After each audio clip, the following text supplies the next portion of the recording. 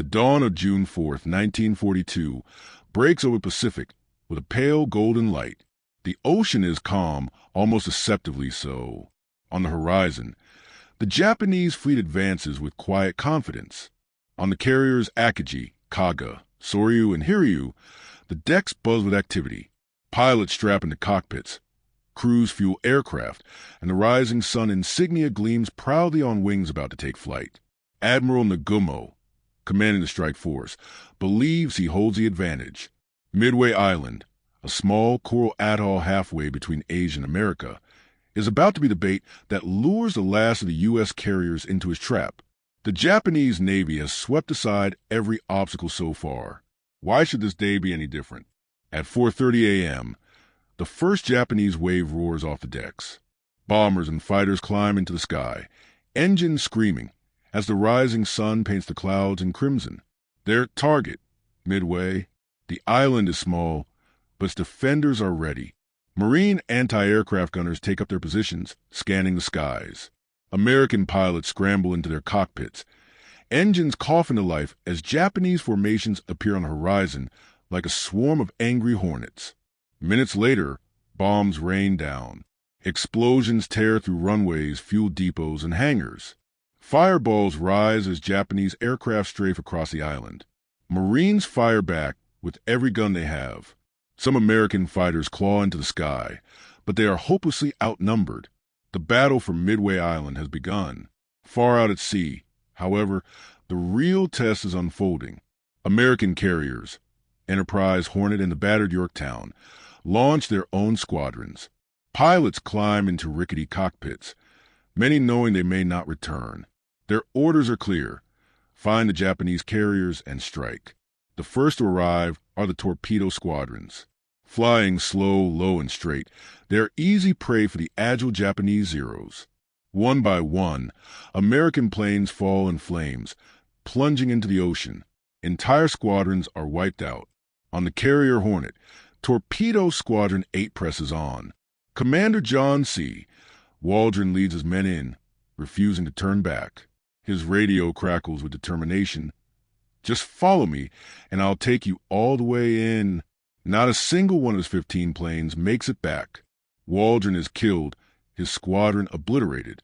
Only one man, Ensign George Gay, survives, floating alone in the sea as burning wreckage drifts around him. It is a massacre. Yet, in this apparent failure, something crucial happens. The Japanese fighters are pulled low, chasing the torpedo planes, leaving the skies above empty and vulnerable. The morning sun climbs higher over the Pacific, glinting on waves that now conceal a battlefield. Below, the Japanese fleet seems invincible.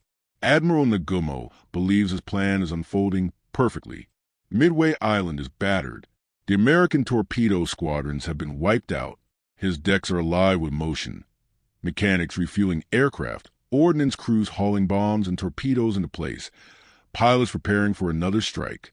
On the American side, the situation looks grim. Torpedo planes have been slaughtered.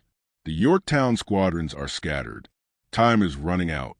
Yet fate, timing, and courage are about to collide in a way no one could predict. At 10:22 a.m., the sky above the Japanese carriers suddenly darkens with the silhouettes of American dive bombers. They have come from Enterprise and Yorktown, guided by luck and last-minute decisions. High above, the SBD Dauntless dive bombers bank into attack position. The Japanese fighters are all at sea level, still chasing the last of the torpedo bombers. The skies above the fleet are wide open. Below, the Japanese carriers are at their most vulnerable.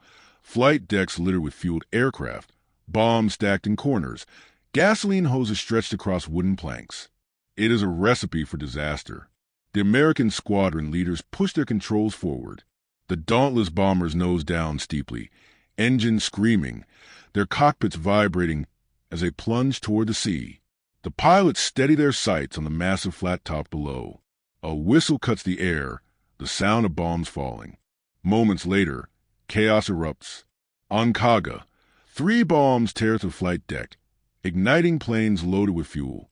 Fire races across the deck, engulfing everything in a roaring inferno. On Akagi, a single direct hit penetrates the hangar. Gasoline explodes, and within minutes, Admiral Nagumo's flagship is ablaze beyond saving. On Soryu, 3 more bombs hit, ripping through her decks.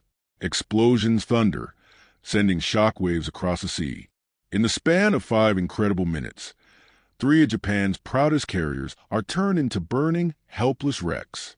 Thick black smoke coils skyward, blotting out the sun. Japanese sailors leap into the sea as secondary explosions rip their ships apart. The fleet is in shock. Moments earlier, Japan had ruled the Pacific. Now, with 3 carriers crippled, the balance of power hangs by a thread. But the battle is not over. One carrier, Hiryu, has survived the onslaught. Furious and desperate, her crew prepares a counterstrike. Within the hour, her aircraft launch and find the American carrier Yorktown. Dive bombers rain down, and Yorktown shudders under the impact of exploding bombs. Flames erupt, yet miraculously, the damage control teams fight back the fires, saving the ship, at least for now. For a moment, it seems Japan may still snatch victory from the jaws of defeat. Hiryu has wounded America, but her fate, too, is about to be sealed.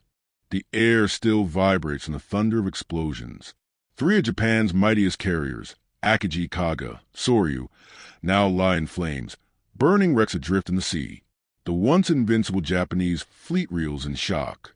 But amidst the chaos, one carrier remains untouched, Hiryu. On her decks, the surviving pilots prepare for revenge.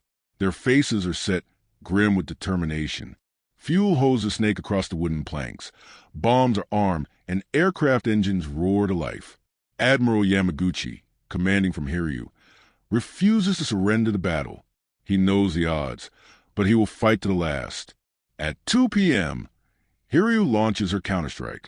Dozens of Japanese aircraft claw into the sky, streaking toward the American fleet. The crews know their mission, cripple the enemy carriers, and even the score. Minutes later, American lookouts spot the incoming formation. Alarms blare. The crew of Yorktown scrambles to action stations, bracing for impact. The sky fills with enemy dive bombers. Sirens wail as the first bombs scream downward. Explosions tear into Yorktown's deck. The carrier shudders violently as flames erupt across her surface. Smoke pours into the sky, black and heavy. Men scramble with hoses and firefighting gear, desperately trying to save their ship. Through sheer determination, the crew fights back the inferno. Within an hour, the flames are contained, and Yorktown still floats, battered but alive. But Hiryu is relentless. A second wave of aircraft finds Yorktown again. More bombs strike home. A torpedo slams into her side, tearing open the hull. This time, the damage is too great. Captain Buckmaster gives order to abandon ship. Sailors climb down ropes, leaping into the sea as their beloved carrier lifts heavily to one side. By late afternoon, Yorktown is a drifting, crippled hulk, though she has bought precious time. Now it is the Americans' turn. Reconnaissance planes have tracked Hiryu. She lies vulnerable, her decks crowded with aircraft preparing yet another strike. The call goes out. Destroy her. Dive bombers from Enterprise and Hornet launch once more. As the sun dips lower in the west, they descend on Hiryu. Bombs plunge from the sky, slamming into her decks. Explosions erupt in chain reactions. Flames sweep through hangars and fuel lines. Within minutes, Hiryu is a blazing furnace, her crew abandoning ship as ammunition cooks off in deadly bursts. By nightfall, the proud carrier sinks beneath the waves, taken with her Admiral Yamaguchi and hundreds of sailors who refuse to leave their ship. The battlefield falls silent. For Japanese carriers, the same that struck Pearl Harbor just 6 months before, now rests at the bottom of the ocean. The sun sets slowly over the Pacific, its crimson light bleeding across a battlefield littered with wreckage. The sea glows with patches of burning oil, aircraft fragments, and lifeboats drifting in silence. Where hours earlier the roar of engines and the thunder of bombs shook the ocean, now there is only the quiet lapping of waves against twisted steel. The Japanese Navy has suffered an unthinkable disaster. For carriers, Akagi, Kaga, Soryu, and Hiryu are gone, their hulks lying on the ocean floor. With them, Over 250 aircraft and some of the most experienced pilots in Japan's service have been lost forever. These were the same men, the same ships that led the assault on Pearl Harbor. Now, in just one day, they're erased from the war. On the American side, the cost is heavy but not fatal.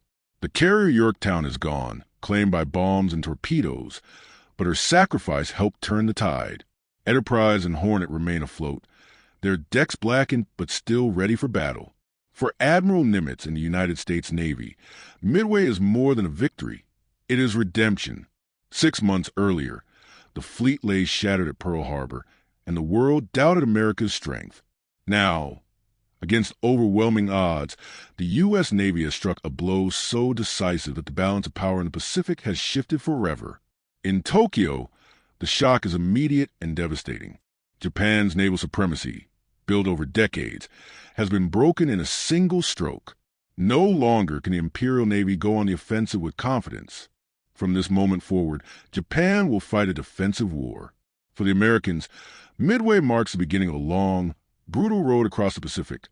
Guadalcanal, the Solomon Islands, the Marshalls, Iwo Jima, Okinawa. But after Midway, the initiative belongs to them. The battle also writes a story of sacrifice and courage. The torpedo squadrons who flew into almost certain death, the dive bomber pilots who delivered their attacks with nerves of steel, the sailors and Marines who fought fires and held the line. Their actions in those few critical hours of June 4th, 1942, shaped the destiny of nations.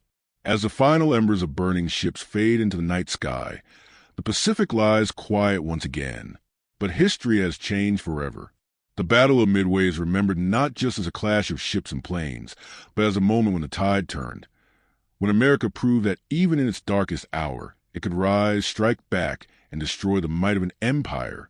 And so it was here on these waters that the Americans destroyed the Japanese Navy at Midway.